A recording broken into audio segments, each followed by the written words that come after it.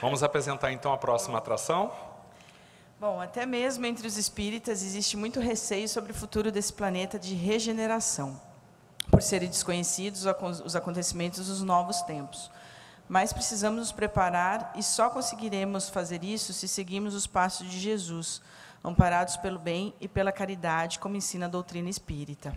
E para refletir sobre a transição planetária como sinal dos tempos, vamos convidar um companheiro de caminhada que fala de Jesus como ninguém. Temos muita alegria em pedir para palestrar para a gente agora o escritor Wagner Paixão.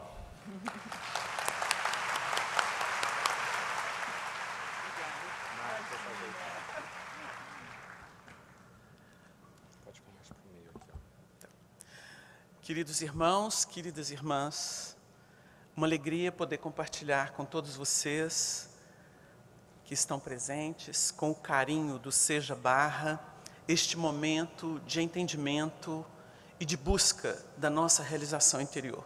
Que o Senhor nos abençoe nesta jornada. O Evangelho de Jesus propõe ao final das bem-aventuranças: resplandeça a vossa luz diante dos homens, para que vejam as vossas boas obras e glorifiquem a Deus, nosso Pai que está no céu. Quando nós refletimos sobre o tempo em que vivemos, à luz da terceira revelação, nós vamos entender um processo que é multimilenar.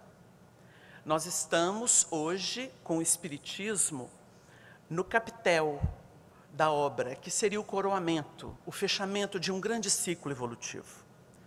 A obra da codificação alcança seus esplendores nas ilustrações que muitos trabalhadores realizaram através do tempo, desde que Kardec nos legou esses documentos da verdade, colhidos dos espíritos superiores de forma insuspeita e universal, em condições que podem ser estudadas, esquadrinhadas, e por isso elas causam uma reverência em cada um de nós que nos ocupamos do assunto.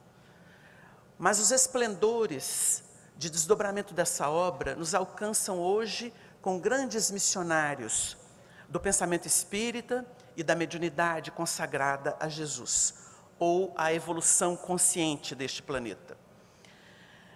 Nós vamos perceber que, vencendo os períodos bárbaros e alcançando o dilema que é estabelecido graças à agregação do valor moral à nossa estrutura psíquica, nós começamos então a nos identificar como seres que pensam e sentem e que necessitam, no processo da inter-relação, daquilo que os outros nos oferecem, como define a lei de sociedade exarada na primeira obra da codificação. Dentro desse aspecto de reconhecimento de si próprio, que define a imortalidade consciente, nós vamos perceber que a nossa jornada, através dos milênios, com todas as civilizações que se sucedem umas às outras, elas vêm estabelecendo em nós aquilo que nós chamamos de estrutura intelecto-moral. Lemos o universo com a nossa capacidade mental e procuramos elaborar no plano dos sentimentos aquilo que nós denominamos de moral, que seria regra de bem proceder segundo a definição espírita, genuína por excelência. Nós passamos a identificar o que é proveitoso e o que não é, o que realmente traz êxito e aquilo que realmente nos deixa infelizes, incapazes, frustrados, depressivos. Nós vivemos num tempo que representa a culminância da segunda etapa da nossa evolução, porque a primeira foi primitividade, em que os elementos estavam aprendendo com o meio ambiente a dar nome às coisas, a identificar tudo aquilo que representava o jardim que fora criado pelo Senhor, conforme a definição do livro Gênesis de Moisés. O formoso jardim, formado por Jesus, que é o nosso governador planetário, ele enseja então a nomeação das coisas, ou a identificação das coisas num registro primeiro, na fase primitiva. Em seguida, nós temos expiação e prova. Expiação e prova significa que nós já temos caminhos múltiplos, já nasce aí o chamado livre-arbítrio, que é essa capacidade de ajuizar das coisas e das possibilidades que essas coisas podem nos oferecer. E os conflitos surgem. A culminância do nosso tempo, a chamada transição, é a confluência de expiação e prova com a proposta regenerativa. Diz o codificador, na obra já citada pelo nosso querido Trigueiro, que nós vivemos uma confluência dessas duas realidades. Nós temos elementos dos dois polos se entrosando para um efeito, o amadurecimento moral da humanidade. Já que intelectualmente nós atingimos culminâncias, e na palestra do nosso companheiro ficou muito evidente o quanto que a tecnologia está sendo usada de forma ainda abusiva e até danosa para a nossa saúde, para o nosso ambiente social. Mas a gente reconhece, numa visão mais alta, de que todas as providências que vêm sendo efetivadas no mundo, elas têm um papel de instrumentalizar a individualidade, que é espírito, transitoriamente preso a um corpo, por isso alma, na definição espírita, a fim de que possamos desentranhar de nós aquilo que é a nossa herança, a natureza divina. Nós todos somos divinos, pelo menos em potência, e precisamos revelar isso com méritos próprios, a partir do próprio esforço. Vivendo num período em que nós temos tantos recursos de organização, de comunicação, de sobrevivência, nós passamos então a experimentá-los à exaustão, até que o senso moral surja, como coroamento do esforço intelecto-moral. O senso moral é a capacidade do discernimento fino, é aquilo que Allan Kardec possuía à sua época para lidar com uma obra monumental que precisava ser sintetizada para chegar às mentes e aos corações. A clarividência do codificador não era mediúnica, era um domínio psicológico da evolução planetária, porque espírito de Skol, reencarnado para cumprir uma missão.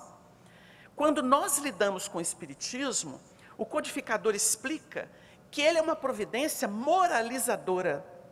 Ele não vem promover a renovação da ordem social, que se dá por si mesma. Quando nós nos recordamos dos embates políticos, sociais, filosóficos, artísticos, nós estamos lidando com um laboratório incrível de possibilidades que existem nas almas, nos seres. E esse processo faz com que haja um desenvolvimento do senso. Nós começamos a nos despertar. O despertamento íntimo se dá nos embates. Nós não viemos aqui para sentar numa cadeira macia e ficar. Essa posição cômoda, ela não traz para a criatura a sua realização. Os espíritos deixam bem claro que a criatura só é feliz quando ela é útil. Quando ela se sente partícipe de um processo que é grandioso e que tem uma finalidade que não vai ser quebrada, por mais os homens tentem fazer isso, porque estão de mau humor ou porque estão presos ao seu ego, ao seu interesse pessoal. Esse elemento é instrumento de escândalo e ele fomenta o estado daqueles que precisam ser provados ou daqueles que espiam. Nós temos uma conjugação de forças tão grandiosa que inclui anjo e primitivo, numa escala que vai do impuro ao puro. Jesus é o puro que nós conhecemos na terra, o mais puro que já pisou aqui. Ele esteve entre nós, tomando um corpo de carne, e está guiando, porque é guia e é modelo, a nossa evolução consciente. Mas evangelho ainda é um desafio. Chico Xavier dizia que 2000 anos é um tempo muito curto para a compreensão do evangelho. E quando a gente fala compreensão, nós estudamos no evangelho que entendimento é elaboração intelectual. Todo mundo faz isso, mas a compreensão é pertinente ao sentimento, à adesão íntima. Por isso que a compreensão é algo extraordinário. Diz Emmanuel no livro Renúncia que a compreensão antecede o perdão, porque quem compreende perdoa. Mas o processo de compreensão precisa da adesão íntima da criatura, e por isso ele é mais complexo. Nós temos muita gente que elabora os conteúdos do Evangelho e da terceira revelação, que é o Espiritismo, mas ilustra o cérebro. São pessoas que ainda se vestem de capas, como bem lembrou o André Trigueiro. São pessoas que vivem de capas, as capas, e vão acumulando capas. A gente pode ter capa de médium, capa de expositor, capa de passista, capa de dirigente de centro espírita, e vamos criando situações. Mas isso a gente fez em milênios, a gente fez através dos milênios. O jogo das vaidades, da presunção, do poder temporal, transitório, ilude para desiludir, é o binômio ilusão-desilusão, como diz André Luiz. É um processo de aprendizado, só que nós estamos saturados. Nós precisamos, nesse processo de vinculação da terra antiga com a terra nova, que é uma proposição, nós estamos na fase do namoro. O namoro é o conhecimento, é a afinização, para que se dê o passo do casamento. E o casamento é a adesão. A adesão é um projeto, como bem ficou explicitado anteriormente. No Evangelho de Jesus, nós encontramos termos muito interessantes que são figuras de linguagem. Nós temos principalmente parábolas no Novo Testamento e as temos em abundância no Antigo. Então nós temos uma forma de estudar a lei divina que o Espiritismo sintetiza quando culmina a terceira parte do Livro dos Espíritos, que é a lei no singular de justiça, amor e caridade, demonstrando com a sabedoria dos espíritos superiores que nós vivemos várias etapas e fomos tratados segundo crianças, depois jovens, depois maduros. O Espiritismo chega na fase da maturidade, se não de todos, de grupos que podem alavancar a evolução dos demais. Lembrando que Jesus propõe que o sal é que salga, vós sois o sal da terra. E lembra também, vós sois a luz do mundo. Porque luz do mundo, sal da terra, é uma qualificação moral. Moral. É de natureza moral, porque ela é vibratória. Ela não é do discurso, ela é da vibração. Chico Xavier passava entre as pessoas e as pessoas choravam. As pessoas se emocionavam. Fenômenos aconteciam.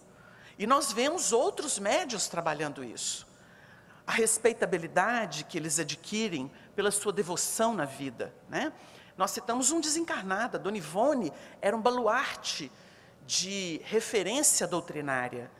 Uma pessoa que levou a obra da codificação a sério, no sangue, e conseguiu sobreviver, como definiu bem Chico Xavier, cognominando-a como a heroína silenciosa.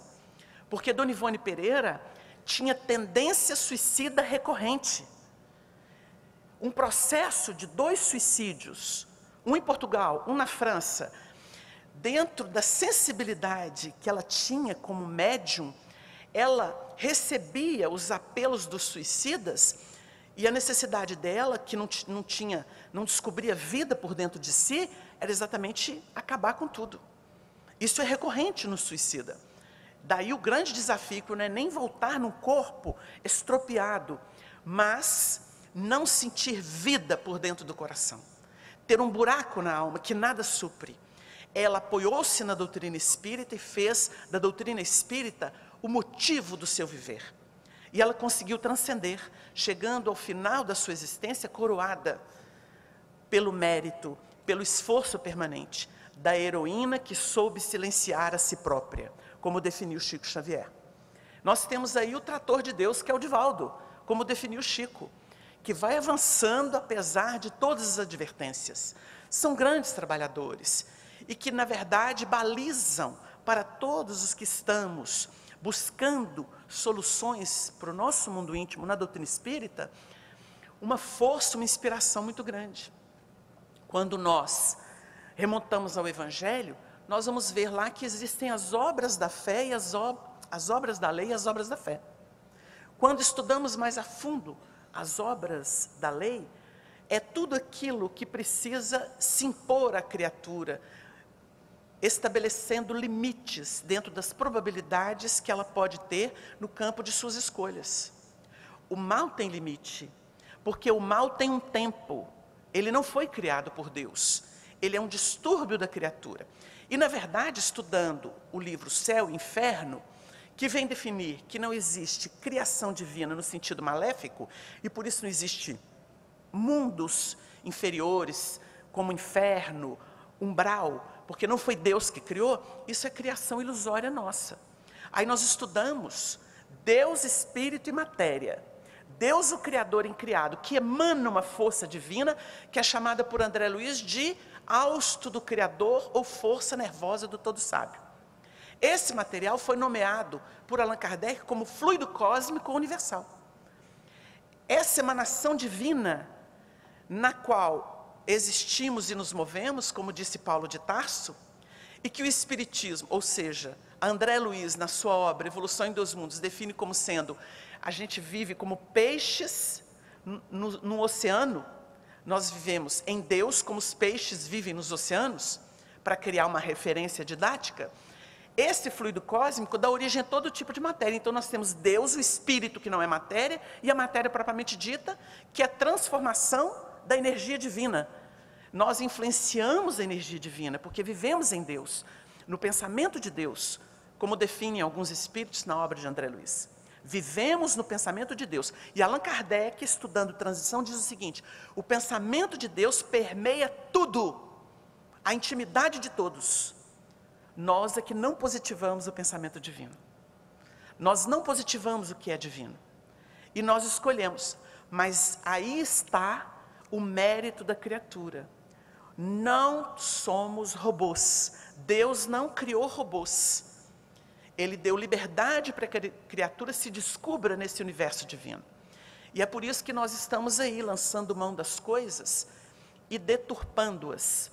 Quando a gente vê o termo adulteração, corrupção, leviandade no Evangelho, é exatamente isso. Não é apenas a adulteração sexual, é a adulteração de conceitos. Porque o nosso Pai, como define o capítulo 44, do versículo 8 de João, o evangelista, Jesus diz assim: vós tendes por pai ao diabo. Ele foi homicida desde o princípio, nele não há verdade, tudo que ele profere é mentira. Como nós estamos no começo da evolução e queremos interpretar a obra da criação, imaginem, o relativo querer explicar o absoluto. Então nós entramos numa paranoia, nós entramos num caminho completamente errôneo. O que nos falta é humildade e essa paciência que foi citada aqui, para que a gente possa ler a vida como ela é. Não na aparência, mas na sua essencialidade dinâmica. O Espiritismo, com os fundamentos do universo revelados, nos instrumentaliza a entender que, no primeiro momento, nós estamos nas obras da lei. O que é isso? A cada um segundo as próprias obras, num sentido mais fechado. Ou seja, eu pisei em alguém, eu vou ser pisado mais à frente. O assunto é tão bonito que ele é estudado desde o primeiro livro da Bíblia. Quando nós temos a maldição de Adão e Eva, que se alimentaram da árvore da ciência, do bem e do mal, ou seja, não saíram do rame-ramo da lei, que a árvore do conhecimento é exatamente a ciência da lei de causa e efeito. Eles não saíram desse rame-ramo. E ouviram aquela proposta rasteira da serpente. A serpente é estudada no livro A Gênese por Kardec, como sendo uma proposta materialista, hedonista, imediatista. É o que nós vivemos, em culminância hoje, né? E está saturando, adoecendo todo mundo, porque nós estamos em desvio de função, de carreira, de identidade. Nós não somos isso. Nós vestimos a capa e acreditamos na capa, mas nós somos a essência, que não necessita propriamente dessa capa, cujo tempo foi vencido. Porque há tempo para tudo. Nós andamos escorados por um tempo, por isso a lei é rígida antes, e ela era interpretada assim. É o Deus de justiça que pune, que vinga a gente interpretou assim porque a nossa natureza era muito acanhada, a natureza moral. Mas quando Jesus surge, ele vem abolir as obras da lei, que definiu a maldição sobre a família, a primeira família da Bíblia. O primeiro filho que vem é o filho da maldição, Caim, porque é a expressão da serpente. Kardec estuda a natureza dele no capítulo 5 do Evangelho segundo o Espiritismo. Ciúme e inveja. Por quê? É o interesse pessoal. Filho do egoísmo, que é o vício radical. Então, quando Kardec estuda o ciúme e inveja, no capítulo 5, nós vamos entender que Caim é a expressão disso, que mata o seu irmão Abel, que tinha outra expressão vibratória. Ele era a dose da misericórdia, na figura de linguagem criada ali. Então ele tem um diálogo muito bonito com Deus, e ali nós temos uma aula do que é obra da lei, ou as obras da lei. Então ele diz assim, obedecendo os tempos dos verbos, prestando atenção para a gente ver que é uma aula de reencarnação. Eis, ele diz assim para Deus, é maior a minha maldade que possa ser perdoada. Eis que hoje me lanças fora da terra, presente, e da tua face me esconderei, futuro.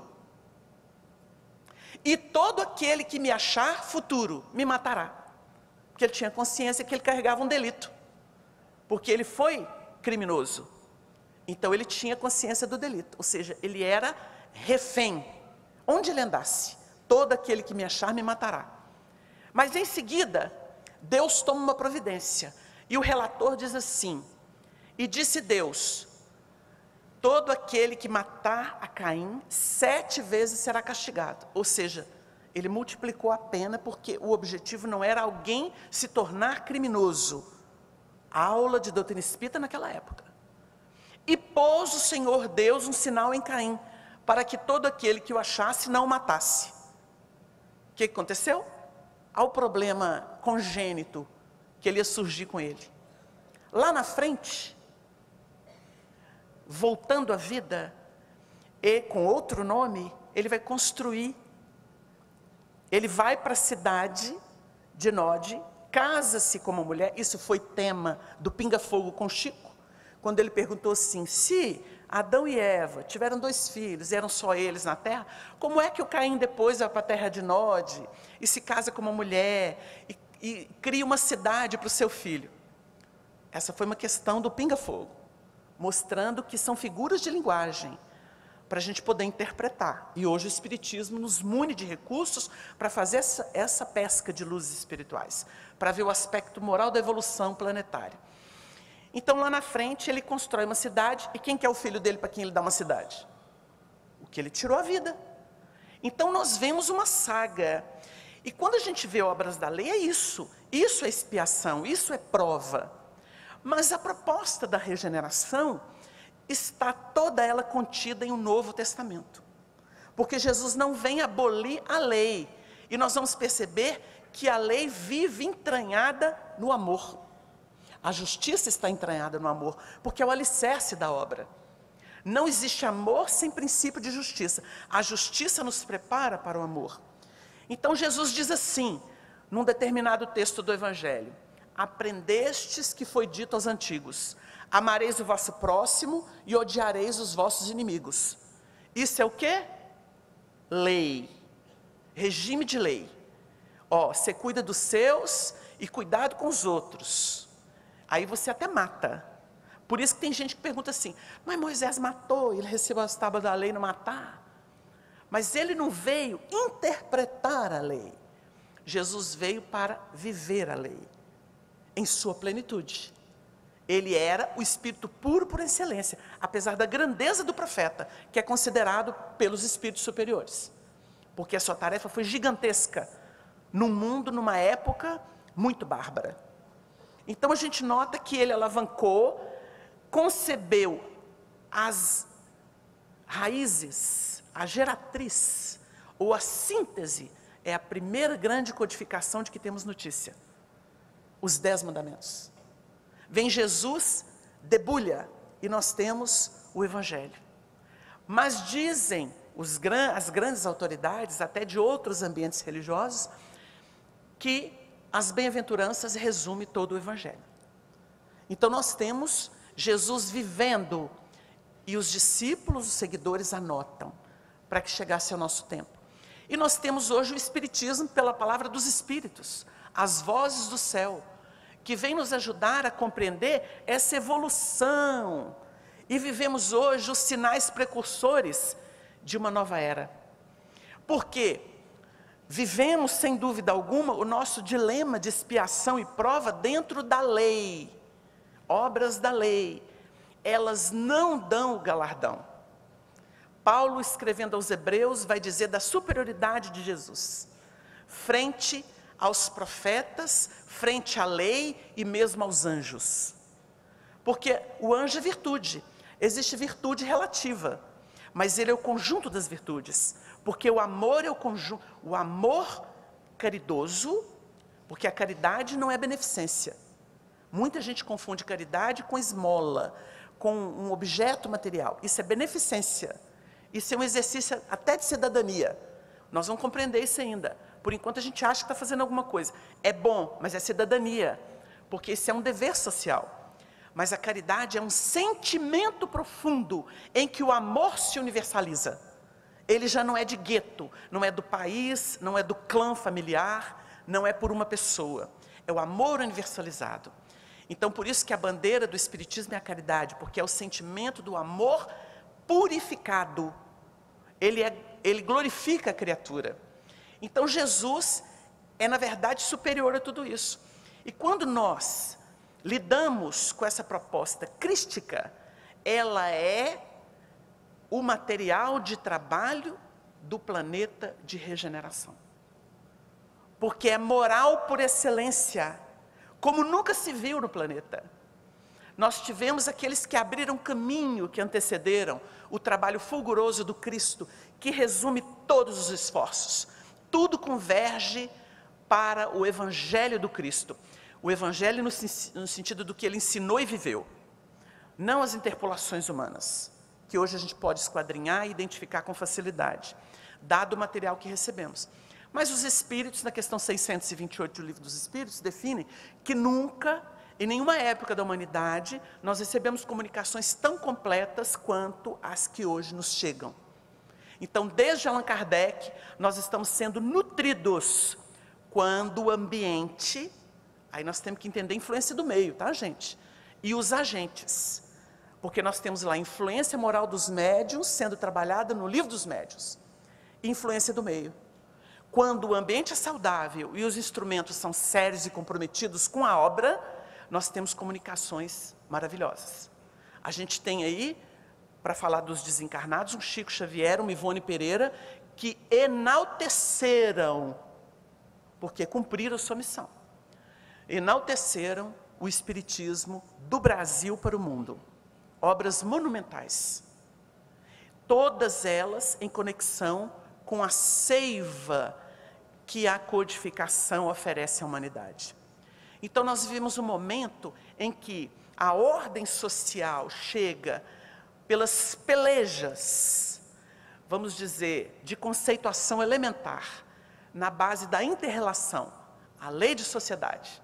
Nós vivemos aí alguma coisa que as pessoas não se aguentam mais de ter que pelejar para sobreviver num mundo muitas vezes cruel, porque a violência prospera no reduto da ignorância, e ela é patrocinada pelo interesse pessoal, que é o filho dileto do egoísmo, que por sua vez é o vício radical, conforme o capítulo Vícios e Virtudes do Livro dos Espíritos.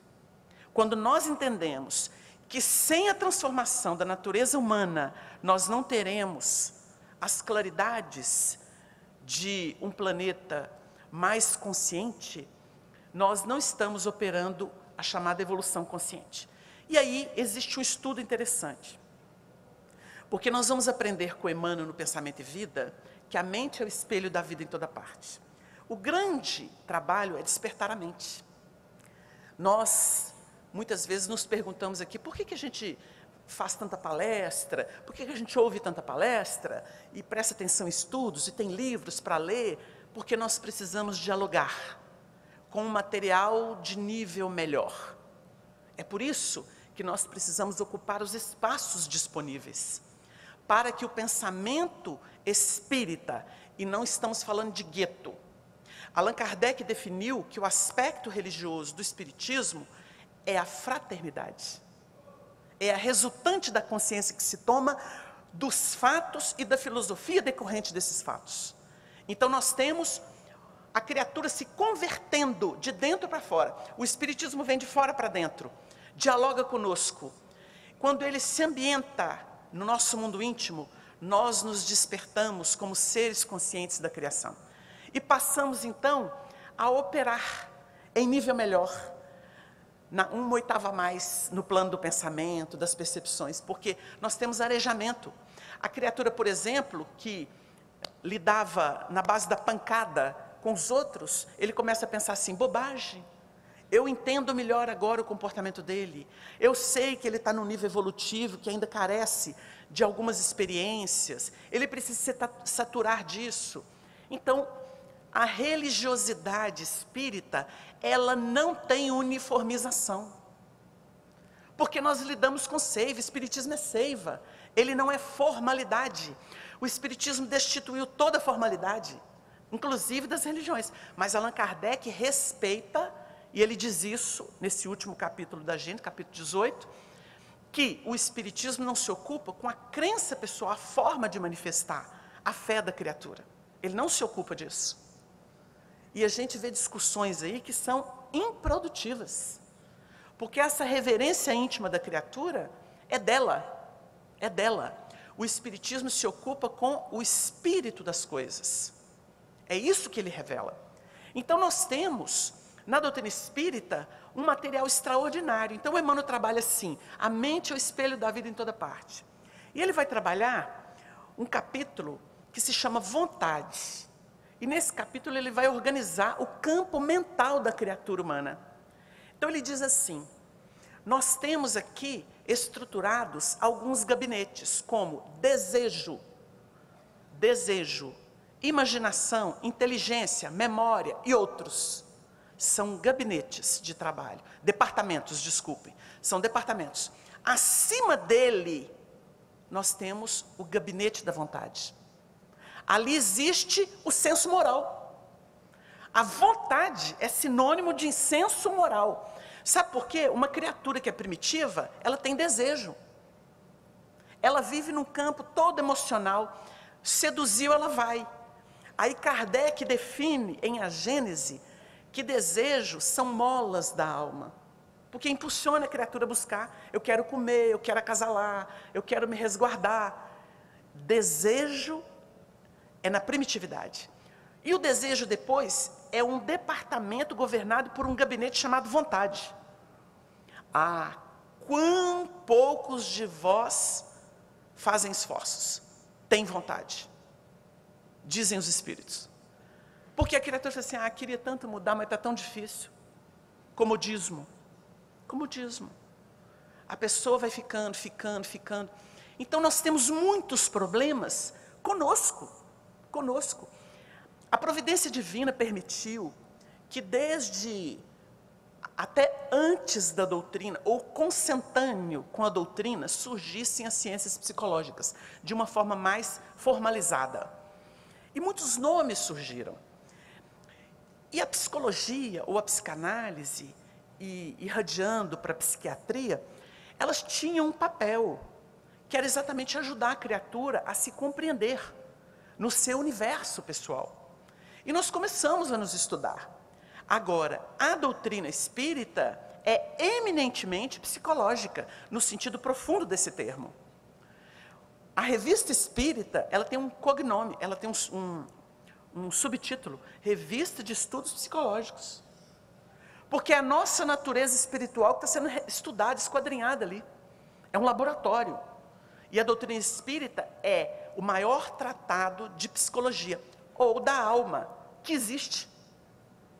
Acima de todas as propostas, em conexão com elas. Porque se não tiver o esforço do homem, da terra para o além, como é que o além vai poder conversar com o homem? Então é o primeiro capítulo de A Gênese, caráter da revelação espírita. ela é humana e é divina, porque tem que ter um entendimento. O Chico tinha um termo, o Chico Xavier tinha um termo, que ele falava assim, a gente que é médium, a gente ora, procura se elevar, e aí os espíritos descem a sua vibração. Aí quando encontra ali a praça do entendimento. Era lindo isso. A praça do entendimento. Porque eles descem para dialogar conosco, mas a gente tem que ter um esforço.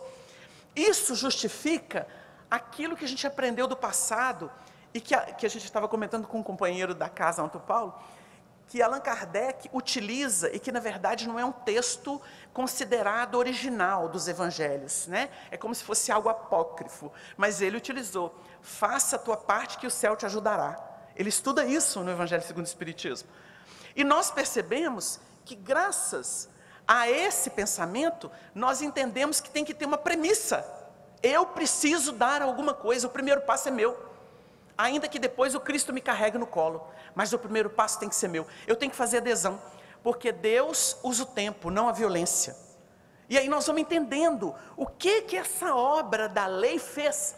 A obra da lei nos ajudou a nos conduzir para a consequência de nossos atos, que foram geralmente impensados, precipitados, irresponsáveis, para que a gente pudesse, em nos cristalizando no aparente mal, sentir, é sentir a palavra, o que fizemos. Aí nós somos donos da situação, porque nós aprendemos. Tanto que o Espírito Emmanuel diz assim, numa página pequenininha que ele psicografou pelo Chico, quando o elemento que está debaixo de expiação apreendeu a lição, a expiação terminou. Entender o tempo de término da expiação? É quando se apreende a lição. Não precisa durar milênios, nem séculos, nem anos. Se o indivíduo caiu em si, aí está o momento glorioso dele. Cair em si. Eu tenho que me voltar para mim mesmo, para poder identificar a beleza do universo da criação. A proposta de Deus por nós. Não existe maldição. O homem interpretou assim. A teologia humana é muito tendenciosa. Ela é muito vigorosa no sentido de impressionar, porque nós temos um jogo na Terra que é o domínio, o poder que é imanente do Espírito. O Espírito é poderosíssimo. Olha, o Espírito é que organiza o fluido que está esparso. Nós criamos aqui neste palco de muita diversão hoje, uma psicosfera de bênçãos. Aqui cada um de nós doa material quando labora aquilo que é de ordem superior e elevada. Então nós fazemos brilhar a luz, resplandecer a luz que nós recebemos do Criador como herança. Estamos nos descobrindo. E aí quando nós espíritas nos despertamos e que nada dessas capas definem o que somos, são apenas constrangimentos nos desafiando as possibilidades internas, nós começamos então a exercitar a imortalidade gloriosa. Porque ninguém será detido, ninguém. O determinismo divino é o da perfeição, ninguém escapa disso. Quando nós observamos alguém, você fala assim, mas um maldito como um Hitler, um Mussolini, não sei mais quem. Fala assim, gente, às vezes o erro, tamanho, é capaz de operar no espírito uma redenção mais rápida que a nossa, que não cometemos um delito tal. Não duvidemos disso. Nós temos notícia, graças à mediunidade do Chico, do erro que não foi maldoso, foi ilusório, de Judas Iscariotes, sendo redimido em etapa final, redenção final, na figura de Joana d'Arc. E olha que ele foi utilizado como Joana d'Arc, segundo Chico Xavier explicou, para defender o território francês, daquela guerra com a Inglaterra de muitos anos, porque, principalmente na França, geneticamente, estavam sendo preparados os corpos dos iluministas, que iriam libertar o pensamento para que a doutrina espírita chegasse lá na frente. Sem o pensamento libertado, sem a filosofia galopando, sem as ciências que passaram a surgir, o espiritismo seria abortado. Ele veio no momento aprazado, e os sinais do tempo são estes. inumeráveis. Desenvolvimento das habilidades humanas, desenvolvimento da condição intelectual. E, naturalmente, o Espiritismo veio para moralizar a renovação da ordem social. Esse é o seu papel. Quando a gente pensa nas muitas lutas, muitas dores, muitos desafios que nós temos que guardar no coração que a providência divina está operando. Acima do nosso entendimento está um plano sábio e amoroso. Toda a poeira que geramos passa. E a gente culmina aqui lembrando uma história que Chico Xavier registrou e que a gente identifica ele próprio nessa história, embora a autora seja Maria Dolores. Ela diz assim, para a gente poder entender o que é mudança, como que a gente tem que abrir o coração e fazer o melhor sempre. Sempre o melhor. Uma semente de caridade e de amor nunca se perde. Parei fitando um acervo de sucata, que iria arder em fogo breve por um fósforo leve, cuja chama pequena incendeia e consome qualquer montão de peças estragadas, mesmo aquelas que trazem doces nomes de pessoas amadas. Dentre as centenas de objetos, vasos, portões, móveis incompletos, cuja destruição era o destino, encontrei um violino, que mais me parecia uma relíquia em agonia no resto de instrumento que ele fora. De onde procederia? Perguntei a mim mesma, altamente intrigada, aquela peça desprezada. Sob que mão renovadora teria sido um dia perfeitamente manejada. Então aquele traste, em rude desconforto, falou meu coração. Não lastimes a sorte que me espera. Quanto a notas no mundo, desde o campo relvoso ao deserto infecundo, tudo é renovação. Eu fui um tronco verde, o mais belo de um horto que mais brilhava ao sol da primavera. Era visto de longe nos caminhos de alguém que amasse os pássaros e os ninhos. Minhas flores vermelhas eram adoração dos enxames de abelhas. Orgulhava-me sim de ser forte e robusto. Veio um dia, porém, um homem frio armado de serrote e machado e esfacelou-me os pés agindo a custo. Depois tombei vencido sobre a terra. Foi logo após levado serra em serra em terrível viagem, largado muito tempo ao desprezo e à secagem. Certa feita, um homem de trato delicado, estranho e fino, transformou-me em violino e fui vendido ao moço artista, que me deu cordas, vida e coração. A princípio chorei de saudades do chão, em que subi ao firmamento, na viva emanação de meu próprio perfume, ante as flores bailando, ante as flautas do vento. Recordava chorar a presença das aves que falavam comigo em cânticos suaves, agradecendo a Deus cada manhã a beleza e a alegria da alvorada, que mais nos parecia uma festa dourada, à luz do sol nascente. Mas o artista abraçou-me docemente, e manejando as cordas que me dera, fez-me sentir, por fim, o instrumento que eu era. Muita gente me ouvia embargada de pranto, sem que eu fizesse algo para tanto. Mães que houvessem perdido algum filhinho ante o poder da morte, choravam com saudade e com carinho, pondo-se a relembrar os sonhos de outros tempos e as canções de niná. Muito doente em prece, pensava em Deus onde eu me achava, sem que eu mesmo soubesse explicar a razão. Depois de muito tempo, vi muita desventura, muita dor, transformando-se em preces ao Senhor. Notando que isso tornava as almas que sofriam mais consoladas e felizes, não mais me lamentei de me haver afastado do bosque bem-amado, deixando as últimas raízes. Vendo, enfim, que servia e consolava, o artista mais me quis quanto mais me tocava, até que um dia, o moço enfermo, trêmulo e alquebrado, foi coberto num túmulo fechado. Então alguém me achou inútil para a vida e me guardou aqui nessa cova escondida à espera da fogueira, em que eu possa também encontrar minha hora derradeira. Nesse justo momento, alguém ateou fogo à montura opulento e vi outro alguém descer das imensas alturas. O moço belo e forte que arrancou a forma do instrumento à labareda e à morte. E ao colocar no braço o violino refeito em matéria de luz, dele extraía sons. Era um hino perfeito, que o fazia esquecer a cinza transitória, na música de vida, esperança e vitória. Então diz Maria Dolores, pelas mãos veludosas de Chico Xavier, eu me lembrei de vós, trabalhadores amigos. Entregai-vos as mãos dos artistas do bem, que eles façam em vós a música do além.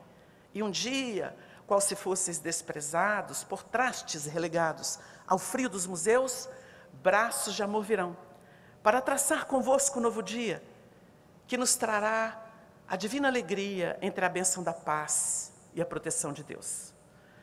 A regeneração se anuncia e nós somos artífices dela. Que o Senhor nos abençoe, resplandeça a nossa luz. Obrigada.